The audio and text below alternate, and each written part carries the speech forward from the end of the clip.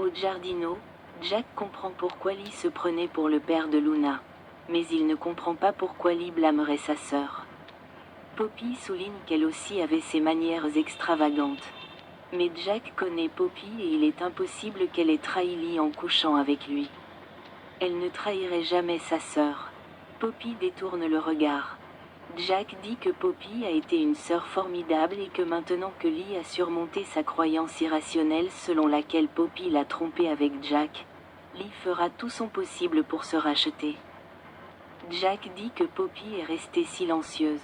Elle se dit dépassée, mais Jack voit bien qu'elle est mal à l'aise avec tout ce qu'il dit.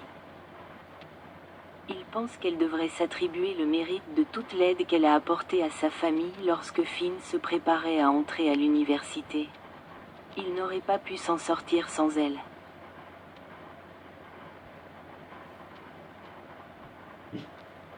Poppy souligne que Finn était autonome, mais Jack affirme qu'elle était là pour lui plus que quiconque. Jack s'excuse de ne pas avoir pris le temps de la défendre contre les attaques de Lee. Il était tellement occupé que Lee n'avait aucun droit de la traiter ainsi. Poppy ne lui en veut absolument pas. Il se demande si, maintenant que Tom n'est plus le père de Luna, Poppy sait qui c'est vraiment. Jack se demande qui pourrait être le père si lui, Tom et Bill n'étaient pas le père.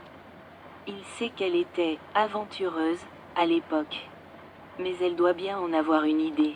Il promet qu'il est la personne à qui elle peut le dire. Comme elle reste silencieuse, il se retire. Mais lui promet qu'il sera toujours là si elle veut se confier. Chez Bill, Luna se regarde dans le miroir. Elle n'arrive pas à croire que Tom soit son père. Luna repense à la conversation qu'elle a eue avec Poppy sur la façon dont elle a élevé sa fille seule. Elle prenait toujours toutes ses décisions en pensant aux besoins de Luna. Sa mère la suppliait de se contenter de cela et de ne pas ouvrir la porte aux questions sur son père. Luna regarde la photo de Will en repensant à la conversation qu'elle a eue avec Poppy sur la façon dont elle pourrait obtenir des réponses par elle-même. Poppy l'avait supplié à l'époque de ne pas chercher à en savoir plus sur son père.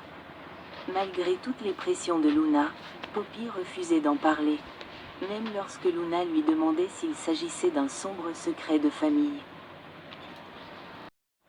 Au manoir Forrester, Steffi est ravie de voir Ridge et Taylor réunis. Leur histoire est si belle. Steffi est ravie qu'ils soient de nouveau ensemble, mais elle ne cesse de penser à Jack et Lee. Elle peut rentrer chez elle auprès de son mari aimant et souhaite que Finn retrouve la joie de ses parents. Taylor lui confie qu'elle est une épouse formidable. Elle ne pense qu'à la souffrance de son mari. Taylor pense que si quelqu'un pouvait réunir Lee et Jack, c'est bien Steffi. Ridge acquiesce et suggère que réunir les parents de Finn pourrait être son cadeau d'anniversaire. Ridge et Taylor savent qu'ils ont une longue histoire ensemble, et qu'ils pourraient ne pas y parvenir. Steffi espère que les choses s'amélioreront pour Finn et sa famille après tout ce qu'ils ont traversé. Taylor dit que c'est une bonne chose que Poppy et Lee se reparlent. Ridge demande si Finn est au courant des mauvaises relations entre sa mère et sa tante. Et Steffi pense qu'il s'est passé quelque chose alors que Finn se préparait à entrer à l'université. C'est à ce moment-là que les choses ont changé.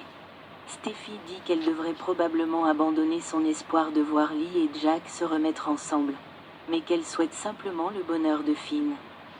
Taylor affirme que tout ce dont il a besoin, c'est de sa femme et de ses enfants. Ridge affirme que Taylor a raison. La vie de Finn est définie par sa maison avec Steffi et les enfants. Dans le bureau de Lee, elle serre Finn dans ses bras et lui dit combien elle se sent mal d'avoir pensé que Luna était la fille de Jack et Poppy. Si ce n'est pas Jack, Tom ou Bill, alors qui est le père de Luna? Lee demande à Finn s'il la trouve horrible après toutes les choses horribles qu'elle a dites sur sa tante. Il ne le pense pas, mais Lee a du mal à le croire. Lee dit à Finn qu'il a raison et qu'elle aurait dû venir lui parler car il était si proche de Poppy. Finn acquiesce, précisant qu'il peut assurer à Lee que Poppy n'a jamais couché avec Jack. Lee dit que Poppy l'aimait tellement et que sa relation avec sa tante était très spéciale. C'était un lien profond que Lee n'a jamais pu avoir avec Poppy, et puis Lee a pensé que Poppy l'avait trahi. Alors elle l'a repoussé et a privé Finn de sa relation avec sa tante. Tandis qu'elle parle, Finn semble plongé dans ses pensées. Finn affirme que Lee n'avait pas tort au sujet de Jack, mais simplement au sujet de la personne avec qui il la trompait. Lee admet que Poppy l'a remplacé quand Lee ne pouvait pas être là pour Finn, et qu'elle devrait donc être reconnaissante envers sa sœur de veiller si étroitement sur Finn. Lee se demande pourquoi elle était si persuadée qu'il se tramait quelque chose alors que la vérité était là, sous ses yeux. Elle repense à la piqûre infligée à Jack et à Poppy, alors qu'il n'y avait aucune vérité derrière tout ça. Elle confie à Finn qu'elle n'était pas fière de la façon dont elle a traité Poppy lors du test de paternité. Mais Bill, Tom et Jack ne sont pas le père de Luna. Maintenant, elle ne sait plus qui c'était, ils ne le sauront peut-être jamais.